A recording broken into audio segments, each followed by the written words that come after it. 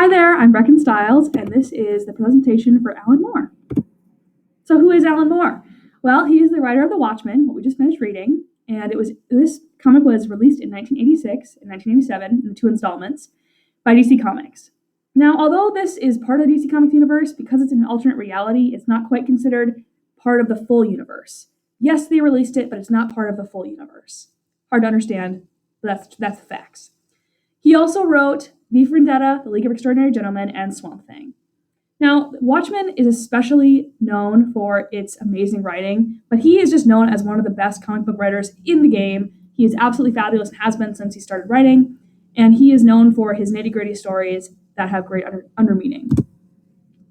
Now, the setting is super important to Watchmen. So it's an alternate reality that closely mirrors our own during New York in the 1980s. The primary difference being superheroes, masked and unmasked, with powers and without powers.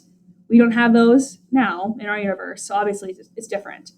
And the point of divergence, so the point where our realities shift, happens between the year 1938. So I will click here. This will bring you to another website. You can see it's a fandom website. It was really helpful for me as I was reading this to understand what was happening.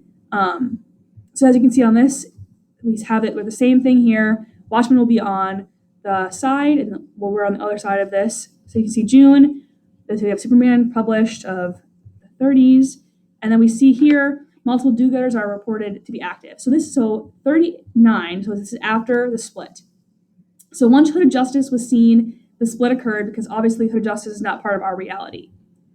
So you can see here it keeps going down. The Minutemen are formed, 1940s. The plutonium is discovered. And as you can see, one of the big events that mattered to me was in the 40s. The Comedian plants the U.S. flag at Iwo, whereas the U.S. forces planted their own flag. And you can see it just keeps going down here. They disbanded. So this, I will tell you, this will be super helpful if you are feeling lost while reading this, because I felt lost when I was reading this, and this was super helpful for me to understand what was happening. So I'll go back and make sure I'm still presenting. Great. So why is the Watchmen important? Why should we care? Why does it matter? And why is this still read about now, even though it came out years ago? Well, it was one of the first comics to truly comment on politics. So Watchmen opened the door for people to explore the world of politics while still maintaining a cohesive and believable plot. Sometimes when comics would try to talk about politics, the story wouldn't be there or just be too heavy-handed, but Watchmen is not about that way at all. It's funny, honestly, because Watchmen is one of the most politically charged pieces of comic book history. Conversionalism, liberalism, religion, and monarchism, even anarchism is discussed in Watchmen. And it blends these elements effortlessly. The story isn't about politics, but politics is an important part of the story. Without it, certain key points, certain character moments, don't happen.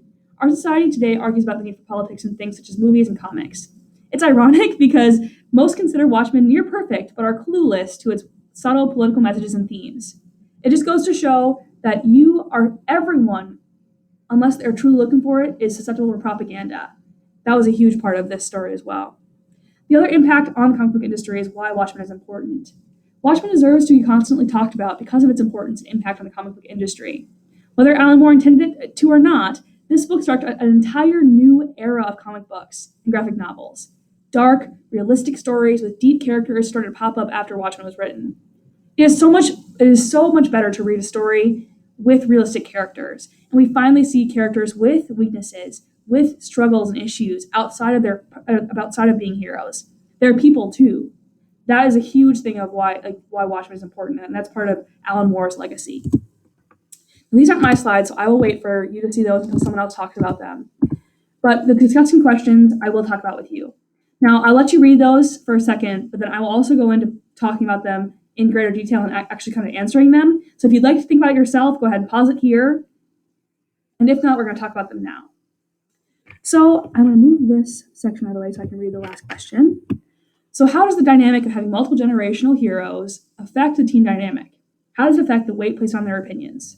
So obviously, we have Night Owl 1, Night Owl 2, but they're not related, but they're still important to the story. And we have Silk Spectre 1 and Silk Spectre 2. Now, Silk Spectre 1 and Silk Spectre 2 are actually the mother and daughter relationship.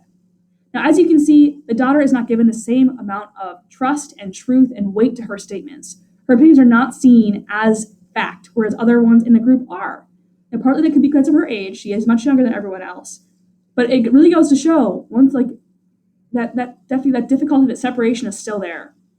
Night Owl 2, or Dan Drieberg, does not face the same amount of separation from, like, he doesn't feel, or he isn't treated like a kid as much, I will say, even though he's not the first Night Owl. Yes, he still faces some of that, and he still is not treated as the first one because he's the second, but there still is that tension there. Second question, how do the elements of LGBTQ representation and conversations about sexual assault contrast from the political and social events happening during the 80s when Watchmen was released? Now, this is a huge one for me. It was crazy seeing the representation. Obviously, that's still contested about whether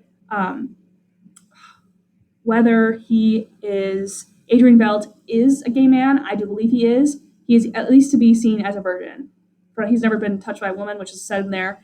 But I especially think about during the 80s, there was the AIDS epidemic, which cost millions of lives, especially by gay men. They were just left to die. They were told that was their own fault, their own choices, and it was very taboo to talk about it. And so having this comic book be released with a gay man, at least subtext of a gay man, in a position of power, contrasts greatly from what was happening outside of the comic book realm in the 80s.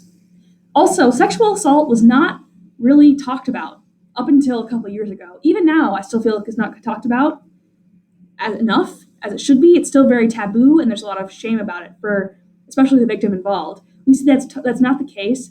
There is definitely conversations about it from the first chapter. We see that first chapter from right from the get-go of that conflict between Silk Spectre 1 and the comedian, and then Silk Spectre 2 bringing up that shame, that continuous fear, and the anger that she has with the comedian after that. So this conversation, not only did Alan Moore talk about these political things, he also talked about these really big political things in actuality, like social things, not just the different ways that political things can be seen.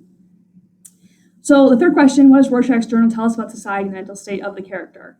He is a sad man. He is very bitter. He's very angry, and I feel that his journal tells us more about who he is. Even if we had not had his journal, it would leave us feeling very conflicted about whether to believe him, whether to believe what he's saying and thinking. And he really is the link to all of these different characters as this goes through, and we're figuring out who killed the comedian, who was the comedian, who are these characters, who are the Minutemen.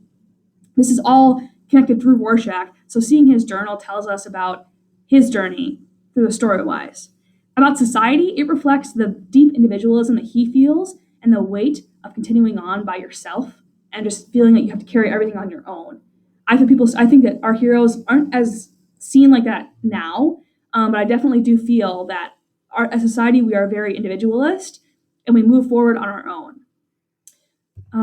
So he saw a true chapter. So then, question 4, chapter 2, page 27. He saw the true face of the 20th century and chose to become a reflection, a parody of it. What true face, and how did the comedian parody it? So this one is all about the smiley face button, and we can see this is a very complicated metaphor and motif. I'm actually going to be answering both questions 4 and 5 in this response. So question 5 is metaphorically, what connection might there be between the reoccurring motif of the smiley face and the death of the comedian? So in this, we see a huge divide, a huge contrast, a very intentional contrast, I will say, between this smiley face of just this facade of everything's going great, everything's happy, everything's fine, and the true face of the comedian with the dirty, slimy things that he did as well. I will say the comedian does feel guilt about his sexual assault towards Silk Spectre, but he still was an abuser. So I do feel that he still is a bad person. But we see this, he carries around this facade of happiness and smiliness and everything's great and fine, and it's not. Things are not fine, things are not going great for him or for any of the Minutemen, and him carrying that around and using it basically when he's fighting, killing, avenging people, it's not, like, smiling is a very welcoming gesture, and he is not using it as such. And I do think in our society, we try to pretend that everything is fine. Like, I think about when you're talking to someone, having small talk, and you immediately say you're good, even if you're not, even if you're feeling awful. So I feel like for me, that's what I connected with the smiley face and that motif of this is a parody of what we see in the 20th century. So I want to say thank you for learning with me. If this video does not work for you, this will be posted as well, and in the notes there will be all the speaker things that I just said. Obviously, those little different things, but basically what I just said. If that works better for you, thank you so much for learning with me today. Have a great rest of your day. Bye.